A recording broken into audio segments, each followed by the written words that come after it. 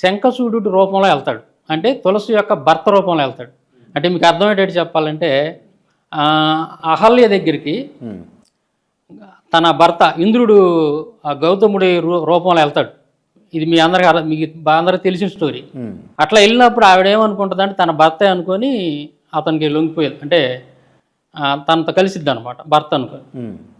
అట్లా మోసం చేస్తాడు ఇంద్రుడు. అదే విధంగా విష్ణువు ఏం చేస్తాడంటే తన భర్త రూపంలో తులసి యొక్క భర్త రూపంలో వెళ్తాడు. వెళ్ళి అడిగిద్ది అనమాట, ఏంది వచ్చారు, యుద్ధం అయిపోయిందని. అంటే యుద్ధం ఏముంది, మనకి కాంప్రమైజ్ చేశారు వీళ్ళంతా, యుద్ధం ముగిసింది, ఎవరిళ్ళకి వాళ్ళు వచ్చామని చెప్పేసి అబద్ధం చెప్పి ఎవరిని తులసిని ఆవిడతోటి ఇట్లా భార్యాభర్త అట్లా కలుస్తాడు. కలిసినప్పుడు ఈ కలిసే క్రమంలో తులసికి అనుమానం వచ్చింది. ఎందుకంటే సహజంగా భార్యాభర్తలు ఎలాగుంటారో ఆ రిలేషన్షిప్ తెలిసిద్ది ఎవరికైనా. ప్రతి భర్త గురించి భార్యకి, భార్య గురించి భర్తకి తెలిసింది. రోజు ఏ విధంగా ఉంటుంది వాళ్ళ రిలేషన్షిప్ బెడ్రూమ్లో. అంటే మీకు అర్థమయ్యేటట్టు చెబుతుంది, తప్పుగా అనుకోవద్దు, నేను ఉన్నది చెబుతున్నాను మామూలుగా.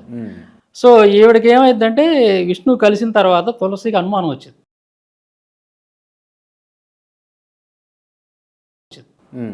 నా భర్త రోజు ఇలా బిహేవ్ చేయడు కదా, ఇది సంథింగ్ తేడా ఉందని చెప్పేసి గబక్కలు లేచి, నువ్వెవరో చెప్పు, మాయావి నువ్వెవరో చెప్పు, లేదని నేను వెంటనే చెప్పిస్తానని చెప్పేసి అన్నప్పుడు అప్పుడు అసలు రూపాన్ని చూపిస్తాడు విష్ణు.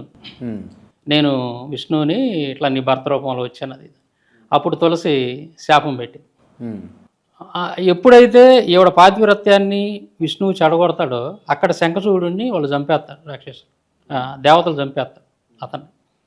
సో అది ఇక తెలిసి ఈవిడ బాధపడింది, ఏడ్చి నువ్వు దేవుడు అని అందరూ గొలుపుతూ ఉంటారు కదా నిన్ను, నువ్వు ఈ విధంగా చేయొచ్చా, నువ్వు నా పాతివ్రత్యాన్ని చెడగొట్టావు, నా భర్తను చంపావు, ఇది ఏ విధంగా ధర్మం, కాబట్టి నేను నీకు శాపం పెడుతున్నా, నువ్వు నరావతారిగా భూమి మీదకి వస్తావు, అప్పుడు ఏ విధంగా అయితే నా భర్తకు నేను దూరం అయిపోయానో అలాగే నీ భార్య నీకు దూరం అయిపోయింది, ఇట్లా శాపం పెట్టింది అనమాట.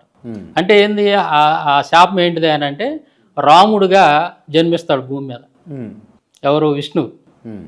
సో ఆ రాముడి యొక్క జన్మకు కారణం అక్కడ ఒక స్త్రీని ఆ విధంగా చేయటం, ఆవిడ మానాన్ని పాడు చేయటం. కాబట్టి దాన్ని ఏ విధంగా అది మంచి